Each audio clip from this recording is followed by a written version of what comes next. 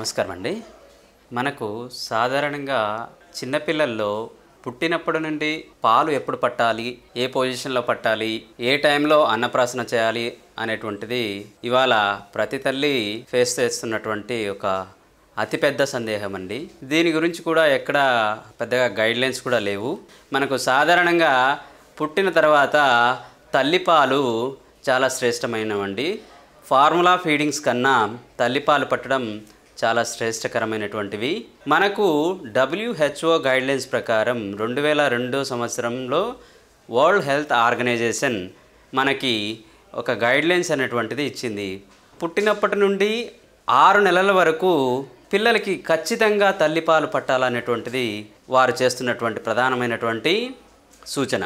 6 నెలల నుండి 7 నెలలకి లేదా 8 నెలల లోపు అన్నప్రాసన అనేటువంటిది చేసుకోవచ్చు. ఎందుకు అంటే ఇది ప్రీవియస్గా మనకి ఆ డైజెస్టివ్ సిస్టమ్ కానీ లేకపోతే కనుక స్వాలోయింగ్ మెకానిజం కానీ అప్పటి వరకు మనకు నేచర్ ఏదైతే ఉందో అది ఓన్లీ మదర్ ఫీడింగ్స్ మాత్రమే మనకు డిజైన్ చేయబడింది అప్పటి వరకు. చిన్నపిల్లల్లో ఎక్కువగా తరచుగా మనం యాస్పిరేషన్స్ చూస్తూ ఉంటాం. ఎందుకు అంటే వాళ్ళలో మాల్ పొజిషనల్ చేంజెస్ సరిగా పాటించకపోవడం, ప్లస్ వాళ్ళకు ఫీడింగ్ ఇచ్చేటప్పుడు సరైన పద్ధతుల్లో పాటించకపోవడము, హైజీనిసిటీ ఫాలో అవ్వకపోవడము మొదలగు కారణాల వల్ల పిల్లల్లో కొంతమందికి తరచుగా జలుబు లేదా యాస్పిరేషన్ నిమోనియా లాంటివి మనం చూస్తూ ఉంటాం.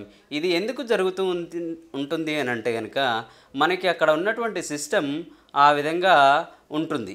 ఎప్పుడైతే మనం ఈ 6 to 7 months లోపట మనం లేదా 8 months లోపట మనం చూసుకున్నట్లయితే కనుక కొద్ది వరకు అప్పటికే బ్యాబ్లింగ్, వొకాబులరీ ఇవన్నీ కొద్దిగా స్టార్ట్ అవుతూ ఉంటుంది. కాబట్టి పిల్లల్లో ఆ ఏజ్ వచ్చేంత వరకు మదర్ మిల్క్ తప్పితే వేరే ఫ్లూయిడ్స్ సచ్ as వాటర్ కానీ, ఫుడ్ కానీ, ఫ్రూట్స్ కానీ సాధ్యమైనంత వరకు 100% పెట్టకపోవడం చాలా ఉత్తమమైన పద్ధతి.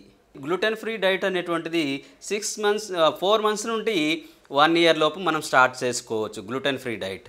ఆఫ్టర్ తర్వాత మనం ఆవు పాలను 1 year నుంచి పైబడిన బేబీస్కి ఇవ్వడము, పాపకో లేదా బాబుకో ఇవ్వడం చాలా ఉత్తమమైన పద్ధతి.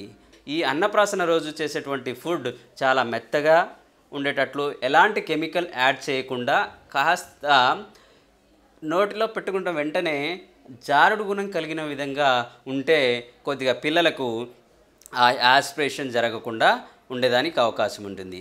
ఆ తర్వాత ప్లస్ అదర్ ఫుడ్స్ అంటే కనుక నాన్ కాన్సన్ట్రేటెడ్ అండ్ షుగర్ కూడా యాడ్ చేయొద్దండి చిన్నపిల్లలకి.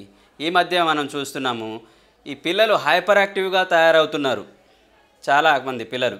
ఎందుకు అని అంటే ఇవాళ మారిన సమాజంలో ఎక్కువగా వాళ్ళు యూటిలైజ్ చేస్తున్నటువంటి ఫార్ములా ఫీడ్స్ కానీ లేకపోతే అదర్ ఫీడ్స్ కానీ వీళ్ళందరూ కూడా ఏంటండి దాంట్లో షుగర్ ఉంటుందండి. ఖచ్చితంగా కొద్ది మోతాదులో ఖచ్చితంగా మనకు ఆ షుగర్ అనేటువంటిది ఉంటుంది.